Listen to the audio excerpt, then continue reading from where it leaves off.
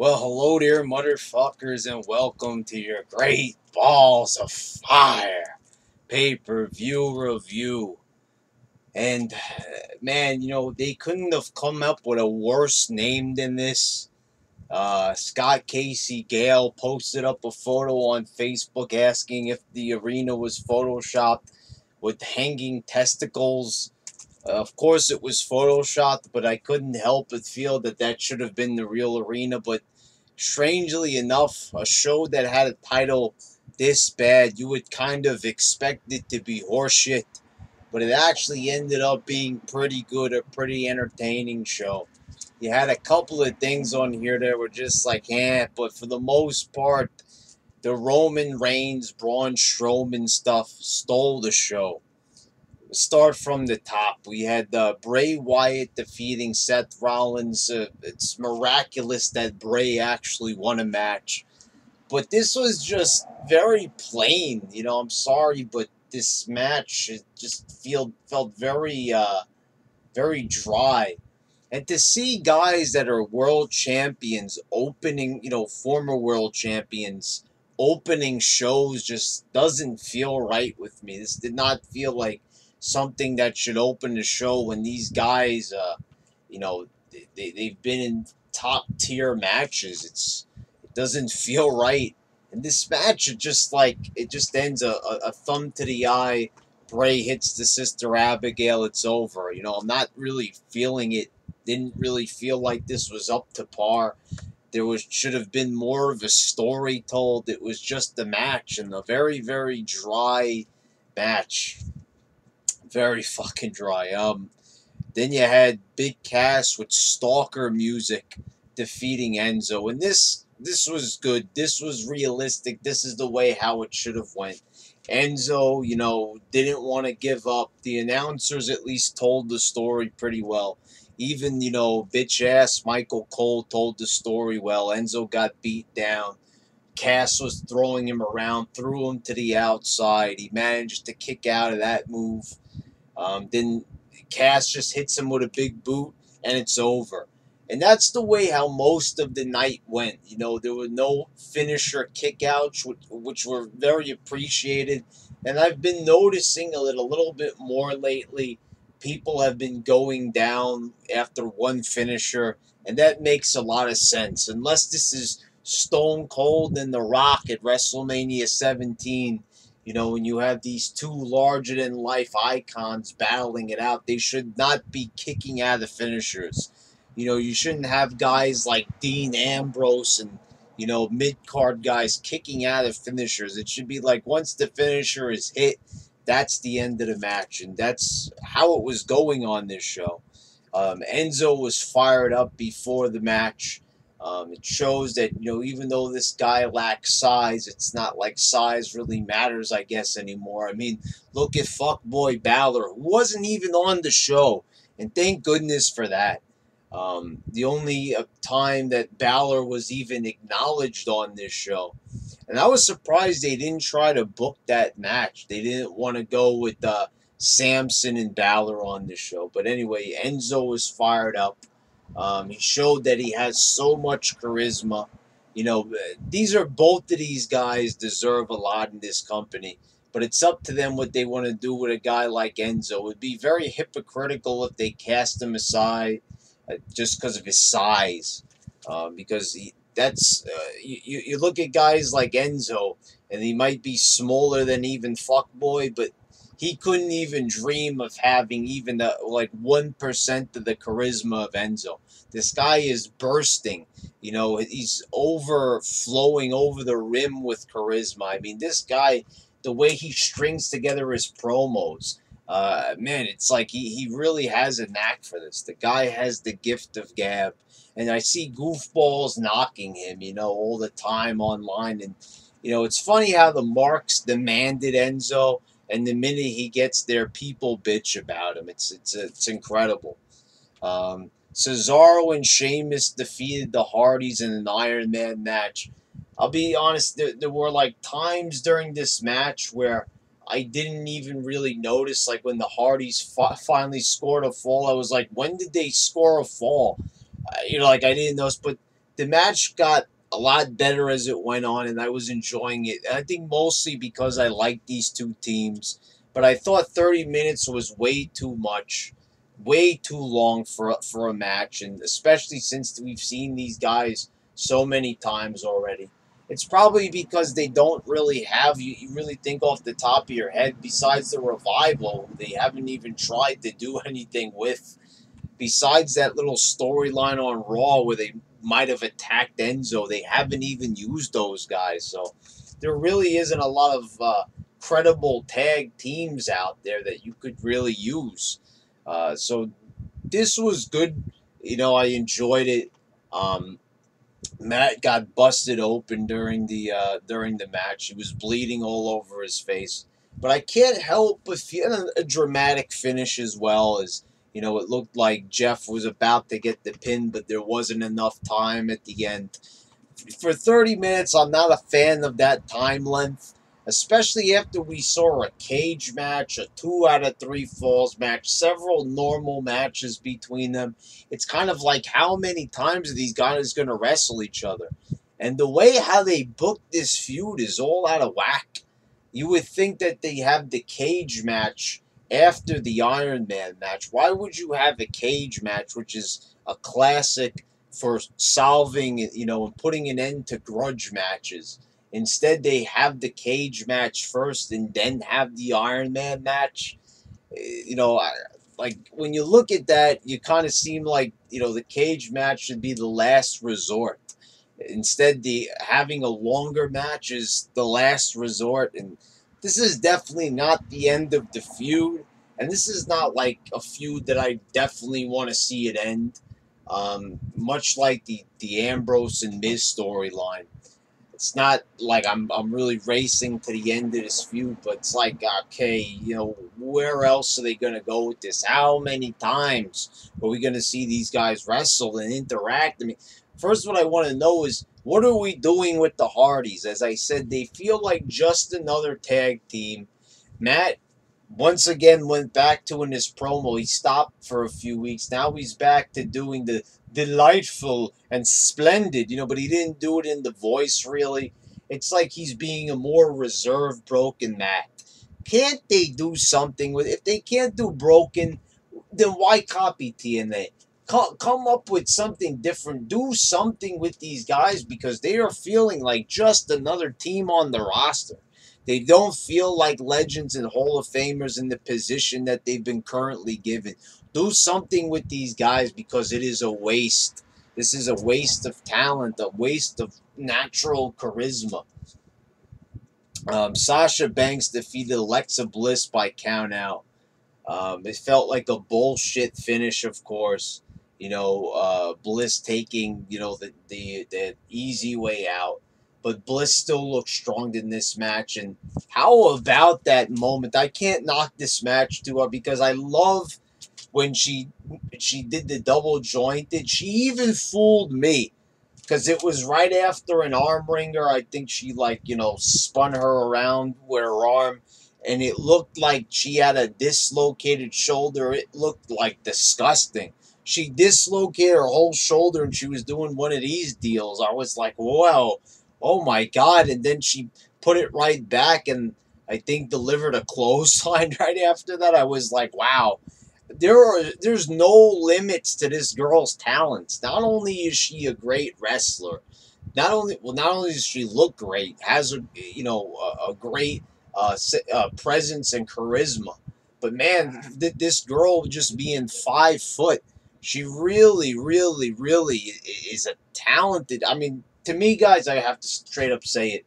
I was praising Charlotte, but now I have to praise Bliss. I mean, I think she's a little bit better than Charlotte. Not to knock Charlotte and everything, but when it comes to the mic and just doing different things and being original, it goes to Alexa Bliss. I mean, this has got to be one of the most improved wrestlers. I remember seeing her in NXT.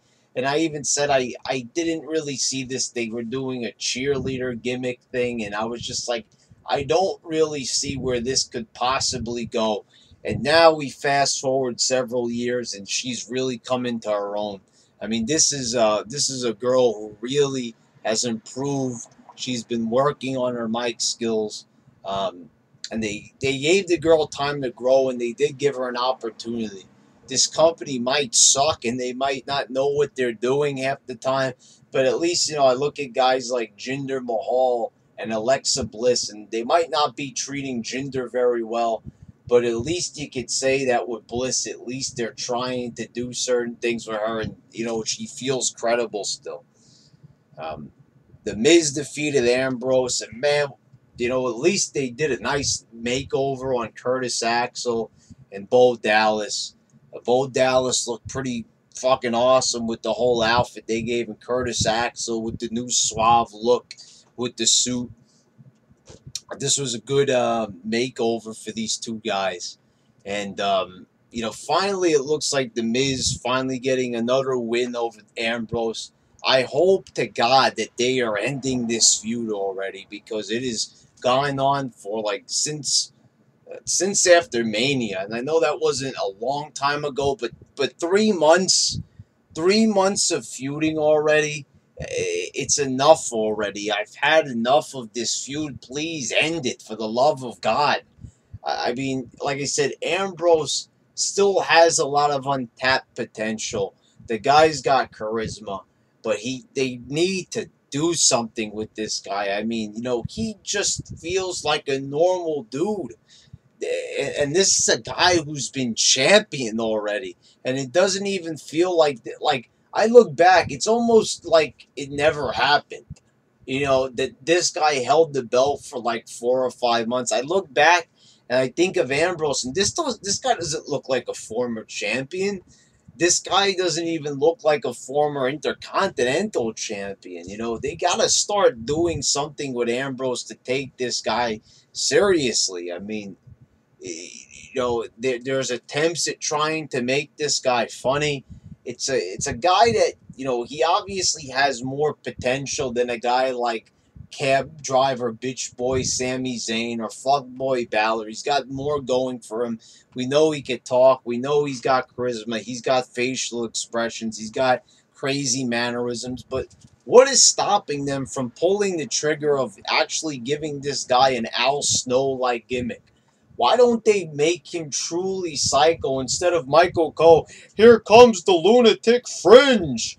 How about we actually get this guy and act like he truly is on the fringe of insanity? Why don't we actually make like this guy is totally bonkers, that he's bananas, that he's out of his mind, like Al Snow when he used to write "Help Me" and he carried around a mannequin head. Why? Is it because Russo's not writing for them anymore? Is that the reason why you can't get any insanity out of these guys anymore? You want to call him something. How hard is it to just tell him to go out there and go fucking nuts, basically? Give him a template to follow. But it looks like Ambrose is pretty talented enough to kind of know, if you tell somebody to go crazy, he very well might be, and it would be beneficial. At least then we could take him seriously. And we'd say, my God, this guy is out of his mind. He truly is the lunatic fringe. Instead, we're looking at a guy that's just very plain. Jeans and a tank top. And you could, like I said, you could make the argument, well, then again, Stone Cold was a guy in black tights. But, that comparison really, when you look at it, is kind of silly when you get a bit more in depth. But I'm saying, instead you just have a guy in an endless feud with The Miz, a guy who people don't even remember was champion. It's time to really up the ante with Dean Ambrose and do something. Put some creativity into these guys. How did these monkeys sit around, in creative and not come up with any ideas? What is everybody drawing a blank? You have all this pop culture and all these movies out there where they could pull from things and even rip things off. Hell, even Vince Russo admits he ripped off Seinfeld. He ripped off a bunch of things, coming up with ideas out of pop culture, and they all worked. What is it? Nobody could think to do the same? No one wants to at least try to do something that even appears the slightest bit creative. Let's move on. We had Braun Strowman and Roman Reigns in the ambulance match. The finish, this was a good match, but the finish was just a little silly because usually with an ambulance match, you usually beat down your opponent and then throw him in the ambulance. Here it was, Reigns went for the spear, Strowman moved out of the way, and he flew into the ambulance, and Braun closed the doors on him. And moments later, Reigns came out and speared him. So that finish was like, you know, you're supposed to beat the guy down and incapacitate him because that's the whole point of the ambulance. The guy can't move. He needs to be taken away in his ambulance because he's been so beat down. You beat the shit out of him.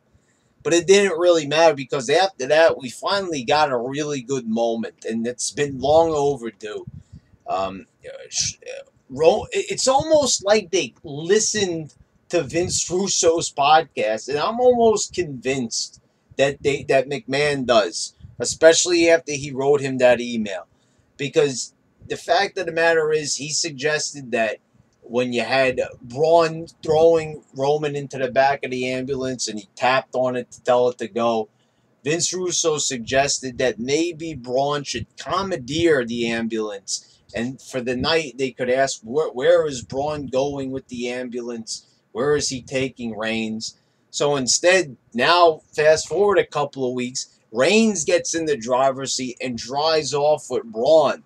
Now, he doesn't go that far, but he goes into the parking lot. He stops, and you kind of know it's coming. He goes in reverse and slams into another wall or truck. I think it was a wall. And with Braun in the back, and there was like, you know, they had the jaws of life. You had the fire department coming in there trying to open it up. Kurt Angle was panicking. And Braun, they finally get Braun out. And believe it or not, they actually had Braun bleeding from the mouth, bleeding all over, coming out. He refused medical attention.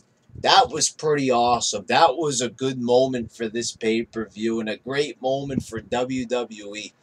Why is it that we only get these truly great moments once in a while, once in a blue moon? Why is it like a special occasion? You know, why do they act like, oh, it's your birthday, we decided to fucking give you something good? Why can't every show have something meaningful? Not saying that we have to have people almost getting killed every show, but, you know, this is a TV show where it should be high drama and excitement. So why are we not getting this on a nightly basis? We should be getting more of this dramatic stuff, because when they do it, you can see the response from the fans. During this, there was a little match between Slater and Heath Slater and Kurt Hawkins. I don't even know why they did that. It was to fill a little time until they could get the fire department to come there. But anyway, great segment. This kind of made the pay-per-view. Then you had your main event. It was Brock Lesnar defeating Samoa Joe. And this was a good match. Joe put Lesnar through the table before the match, putting Lesnar at a disadvantage. And the whole match was only 7 minutes. They got in, they got out, they did what they had to do. You know, Samoa Joe tried choking him out with the coquina clutch. Lesnar hit the F5, and it was over. And that was it. You know, either they were just trying to really have a good match that didn't want to overstay its welcome, or Samoa Joe, or Fat Boy Joe, to be more specific, was so damn hungry he couldn't wait to stop at Wendy's after the show to get himself a triple fucking cheeseburger. Probably several triple cheeseburgers. The man couldn't wait 7 minutes. That's it from Joe. That's it. Nah, I can't knock it. It was a good match. Good job by Fat Boy, and good job by, you know, the guy, Brock Lesnar. You know, when you see Lesnar having matches like this, it pisses me off that he's not on every pay-per-view, and they should just pay the man more money. He should be having matches on Raw, matches on every pay-per-view where the Raw brand is on. You know, that pisses. They really should just pay him more already. It's ridiculous. Those certain shows, we don't want him to become stale. The whole show's stale, for God's sakes. Anyway, I enjoyed this pay-per-view. It wasn't the greatest thing ever, but hey, Good pay-per-view. That the thing with Strowman and Roman Reigns stole the show, and a good main event, and stuff like Enzo and Cass was also good. You had a couple of good things, and the Iron Man match might have been a little bit long, but it was decent enough. And Bliss did some cool things during our match, so it was a good pay-per-view. If anything, should you watch this pay-per-view, especially if you're down on the product as of late? Check out the Roman Reigns, Braun Strowman segment. Check out the Lesnar match. It's only 7 minutes, but you already know that moving forward, it's not going to change the product. I'm not going to stand there and be like, the product saved because of great balls of fire. Can't even begin to, when people say, hey, what's the best pay-per-view you've seen in a long time, Brad? Great balls of fire. And it was funny that they actually played the Jerry Lee Lewis song. They actually got the song licensed for the show, and they played it a few times. They did an instrumental.